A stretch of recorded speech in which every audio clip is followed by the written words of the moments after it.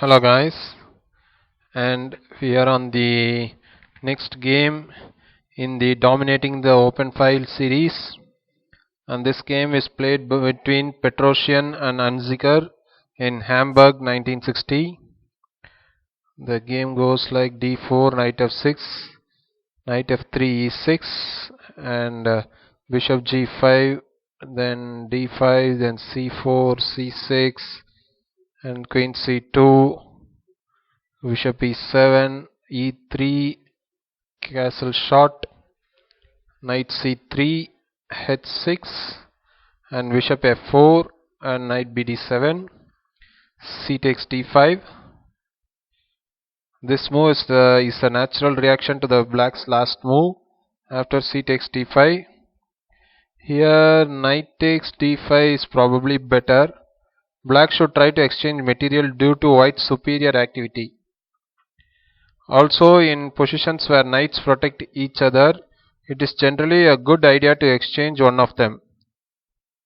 And after bishop to g3, queen a5, black is okay here. And if knight takes d5, then e takes d5. This is solid for black. And okay, but after c takes d5, bishop d3, a6, castle shot, b5, a4.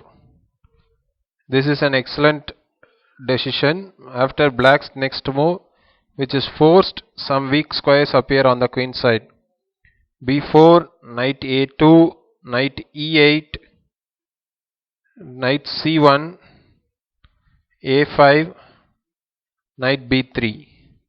The point of the fine 12th move is evident, and that move, I mean the a4 move by white, that move brought a lot to white: control over the c file, access to the b5 and c6 squares, permanent pressure on the exposed a5 pawn. It is no wonder such a fine strategian as Petrosian had little trouble converting his long-lasting advantage. Now bishop a6 with the idea to exchange material and control the c6 square. Bishop takes and rook takes. Now queen d3, and now rook a7 and rook fc1. White's pieces are ready to penetrate black's queen side. Now knight d6. Now bishop takes d6, and this move is very simple and strong. Black's bishop cannot attack anything. He is also useless against white's occupation on light squares. Bishop takes d6, rook c6, knight b8, and rook c2, and knight d7. White gained an important tempo. Now rook ac1, knight b6, queen b5, and knight c4. Black closes the file, but only briefly. Knight f d2, knight takes d2, and rook takes d2, queen a8, knight dc2, rook d8, rook c6, g6, g3, king g7. White's advantage is tremendous. Domination on the c file completely paralyzes the black army. All of the white pieces are amazingly placed, and black's army is forced to wait for an execution. Still nothing direct is apparent. In positions where all pieces are on their best squares, pawn play should be on the agenda. Petrosian was a real master of preparation and perfectly understood the previous statement. So, how to organize pawn play? It must take place on the king side. Of course, it is time for one of Petrosian's all-time favorite approaches, evacuating the king before launching a pawn attack. King f1, and the king voluntarily heads to a2. That safety. Note that black is unable to do anything. This is the consequence of white's unchallenged reign on the c file. King g8, and here if rook b8, then rook b6, and rook d8, and rook c6. So why black didn't go rook b8? He went king g8, then h4, h5, then rook 1 c2, and don't rush. The king goes to a2 via c1 without breaking the connection between the rooks.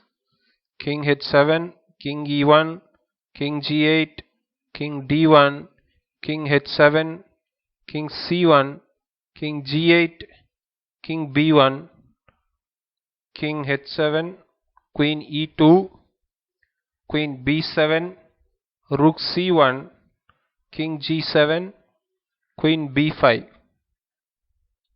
White sets a trap. Of course, black must avoid the exchange. Queen a8. If at all queen takes b5, then a takes b5, and here a4, and b6, rook a d7, and knight to a5, then rook a8, then rook takes d6, rook takes d6, then b7, rook to f8, and after rook to f8, then b3, a3, knight c6, rook takes c6, after rook takes c6, then rook b8, rook b6, and this is winning for white. And if at all rook goes to b8 instead of f8, then rook to c8, rook d8, then rook takes d8, rook takes d8, then knight c6. So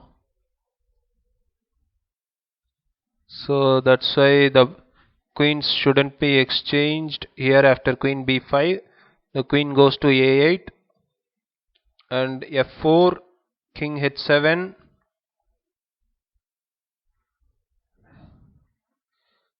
and if at all black could have played f5, then white would play rook b6 with the idea of doubling on the 6th rank. And now queen e2, queen b7, g4. Finally opening new files on the king side. Black is lost. H takes g4, queen takes g4, queen e7, h5, then queen f6. Black wants to exchange queens now to avoid a rapid defeat. King a2. With queens on board, white wins more easily. King g7, h takes g6, queen takes g6, queen h4, bishop e7. Here if rook to h8, then queen to f2, and the rook goes to g1 with the fatal effect.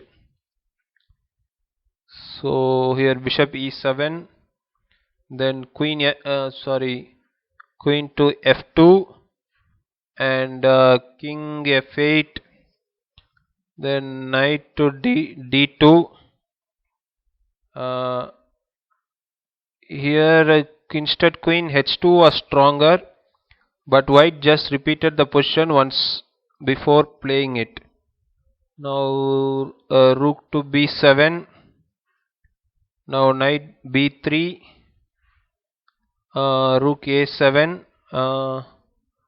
Queen h2 with the idea to penetrate via h8 or advance the f1 with penetration along the diagonal. Bishop f6. If at all bishop d6 is played, then rook takes d6. After rook takes d6, then f5, ef5, rook c8 check, then king e7, then queen h8, and this is winning for white. So after bishop f6, there is rook c8, and then rook a d7,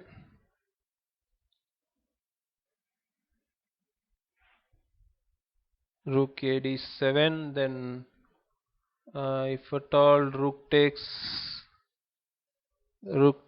then rook takes king e7, then f5, queen f5, then queen b8, then rook d7. Now rook e8 mate is coming, so black rook didn't exchange it. After rook a d7, knight to, I'm sorry, rook a d7, sorry, rook a d7, then knight c5, b3 check, and king takes rook d6, f5, rook b6 check, king a2, and black resigned here. This is a terrific defeat. After losing control of the c file, black lost without being able to fire a single bullet. I hope you would have enjoyed the game, guys. I will be meeting you in the next final game on this series. Thank you all.